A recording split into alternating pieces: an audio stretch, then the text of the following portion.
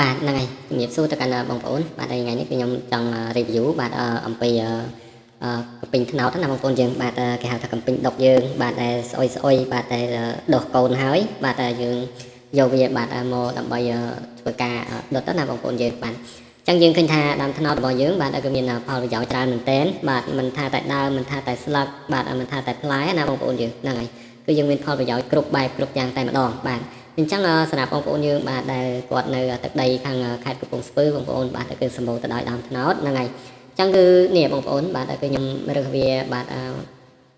មកដល់ផ្ទះហើយខ្ញុំយកវាដាក់មួយកញ្ច្រែង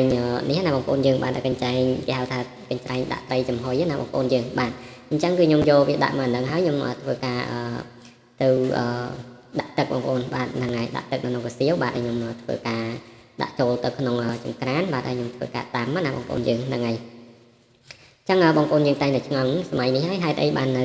ដាំយើងចង្ក្រានដុតអស់ទៀតអញ្ចឹងណាបាទដោយសារតែមួយរយៈនោះបាទគឺយើងឃើញស្រាប់ហើយដោយសារតែហ្គាសឡើងថ្លៃបងប្អូនបាទអញ្ចឹងគឺចង្ក្រាននេះគឺខ្ញុំមានស្រាប់បាទខ្ញុំ